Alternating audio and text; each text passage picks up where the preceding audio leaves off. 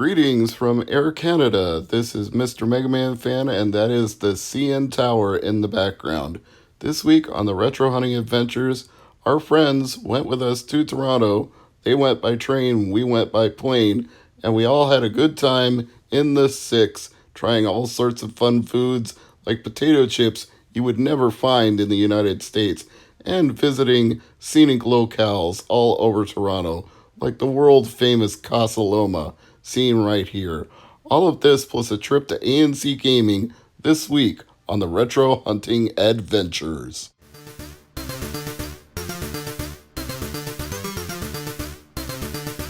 Yo, this is Megaman, and you need to rock and or roll on over to Mr. MegaManFan's YouTube channel, because it's all that rush to make it happen.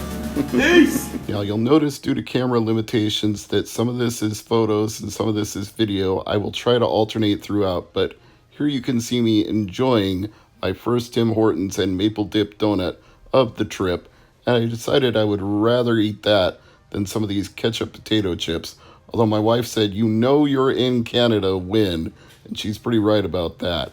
Here's the stately Casa Loma, the site of the filming of many movies, from the first X-Men to Scott Pilgrim vs. the World, and so many more.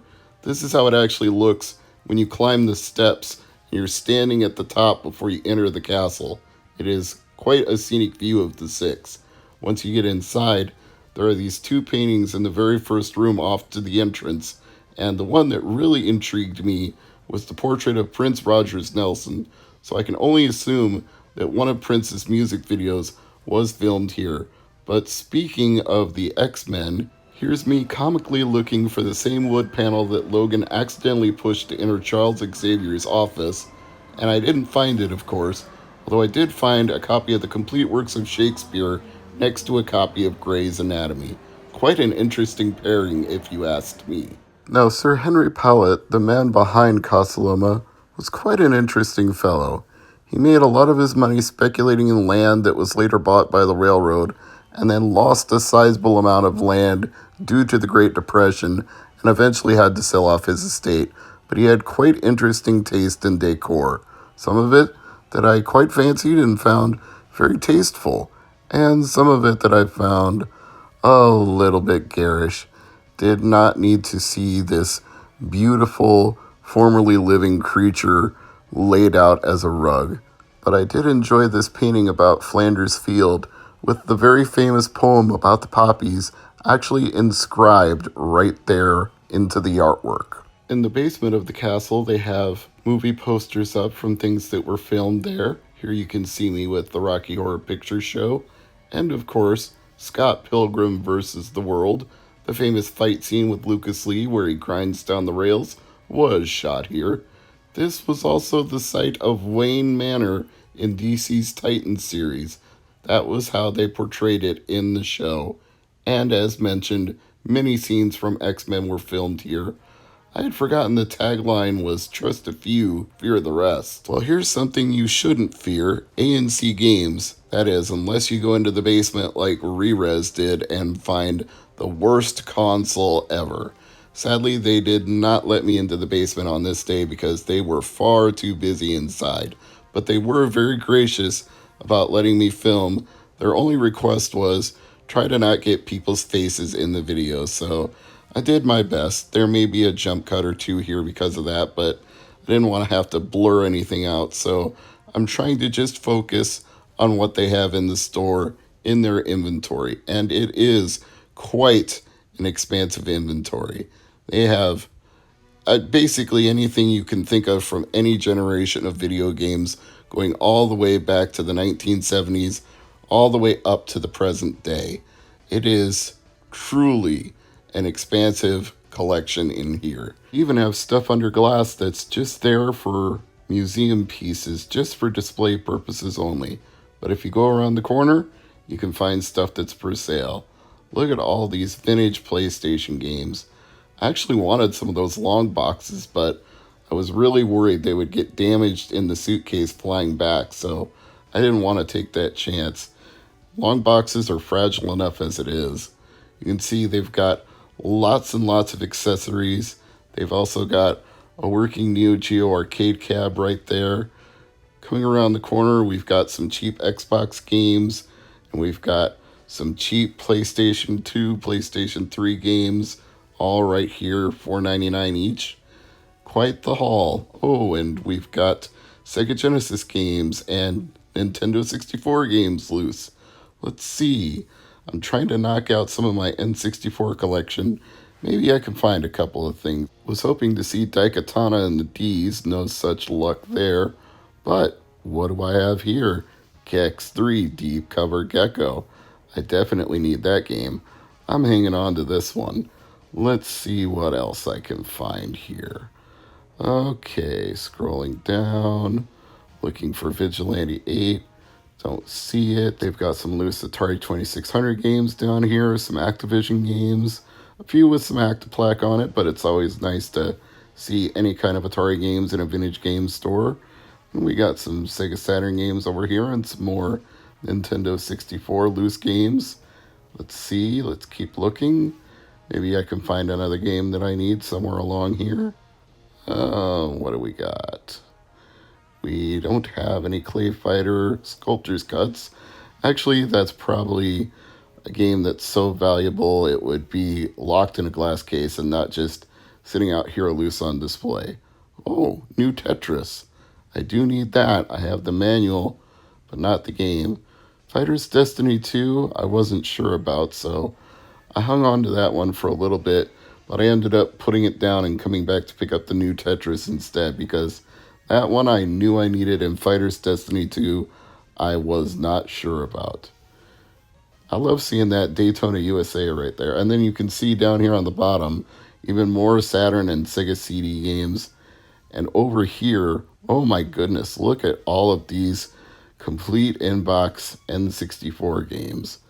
Once again, I was like, maybe I can find something in those. And I see Sega Master System games there as well. I asked Paul Chester if he was interested, and he said he had been there before himself. So I guess this is a popular stop for a whole lot of us. And I am passing the camera over so I can sit down on the floor and go through these N64 games. But sadly, I didn't find any complete in-box ones that I needed. Before I show you my haul from ANC Gaming, though, let me show you some photos from the Royal Ontario Museum, which I would call a must-do if you're in the 6. This was a statue of the goddess Sekhmet from 1407 to 1379 BC. You can literally see 6,000 years of history in this museum, going all the way back to Babylonian, Syrian, Egyptian, ancient Macedonian, you name it, they have it. Chinese from thousands and thousands of years ago, everything in this museum. I would also say the CN Tower is something you could do, but be careful what time of day you went.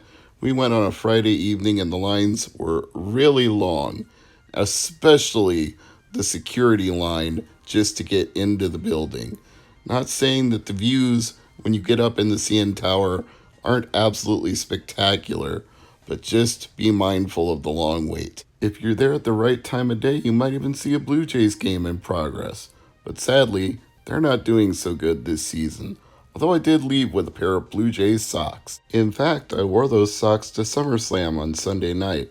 Now obviously this is muted for copyright reasons, but I thought I'd show you a little bit of video footage anyway and tell you that the reaction was pretty good for Trish when she came out for her match with Charlotte Flair.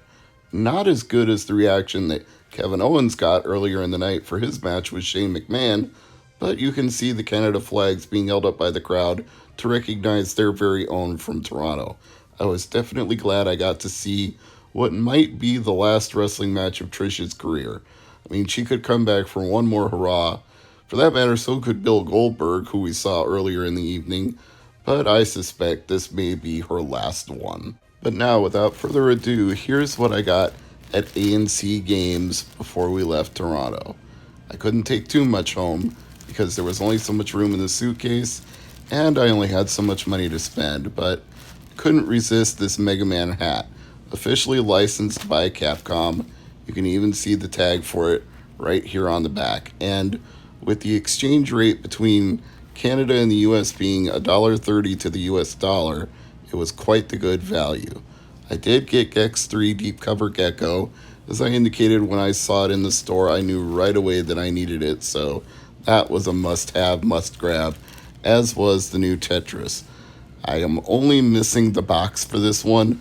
Don't know that I'll ever get it because I'd probably pay an arm and a leg for it, but cartridge and manual is pretty nice. I couldn't resist this crossover shirt between Wu-Tang Clan and Black Panthers, so I picked that up as well. And I found a couple of Dreamcast games that I didn't have, including a complete copy of Zombies Revenge. Whenever I saw listings for it on eBay, it was always a loose disc. And Flag to Flag, which you may remember from my retro hunting adventures in Dallas, I was going to buy it, but it was way too scratched up. This copy, however, is pristine, and I'm very sure that it will work in my Dreamcast. But before this video is over, I will test all of these games for you, just so we can both have peace of mind that they are tested and working. But here's a full shot of my full haul from ANC Games. Let's start this off with Gex 3 Deep Cover Gecko, looking like Stone Cold Steve Austin on the cover. Pop open the drawer, slide the cartridge in, turn on the light so you can see it in there. That's better. Let's flip the power switch, pan up, see if I need to clean this one or not. Nope. Looks like it's gonna work on the very first try, which is a credit to ANC Games because that means they clean their stuff when they put it out and they don't just buy it in and leave it dirty. So I give them high marks for that already. So let's move on to the next game. The new Tetris is looking a little rough on the backside, but these days I actually view that as a positive and not a negative, because then you know it's not somebody's fabricated homemade copy. If it looks a little worn, that's because somebody actually owned it and played it before, instead of trying to fool a game store by creating one with a EEPROM burner. And I believe this is working. Let's just let it get into the title screen a little bit. And yep, we have got ourselves a working copy of the new Tetris. We move on from there to the Dreamcast with Flag to Flag Racing.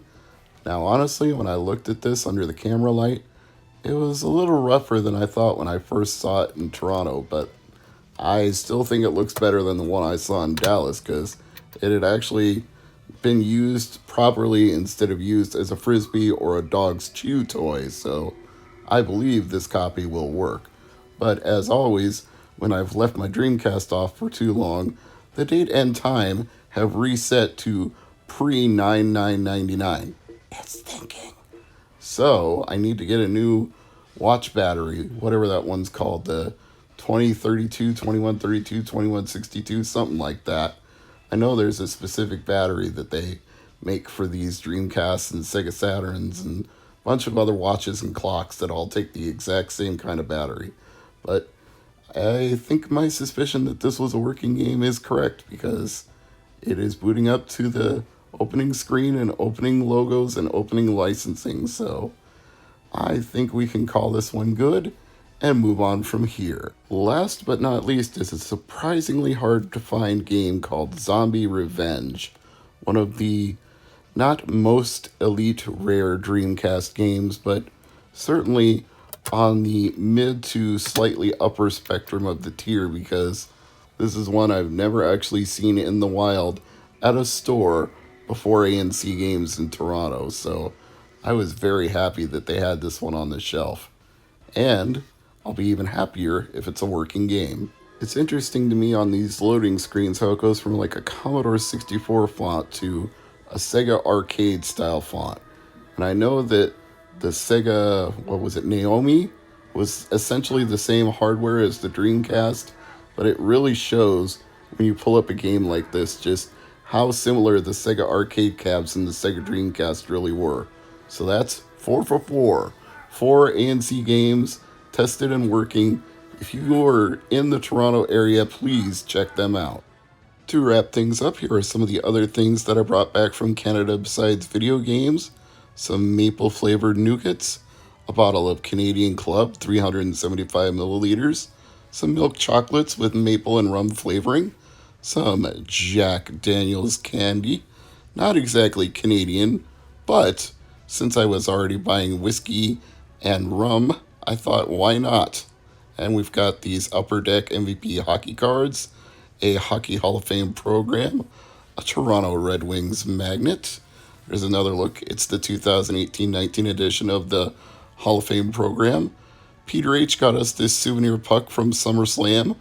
I bought the Steve Yzerman Class of 2009 puck for my Red Wings fandom. The SummerSlam commemorative collector ticket. It actually looks like one of those old Sports Flicks baseball cards. A Hockey Hall of Fame shot glass, a box of ice wine chocolate fudge, and a couple of packs of O-Pee-Chee hockey trading cards. I think O-Pee-Chee was Donruss in Canada because I remember O-Pee-Chee being a thing in baseball cards when I was a kid.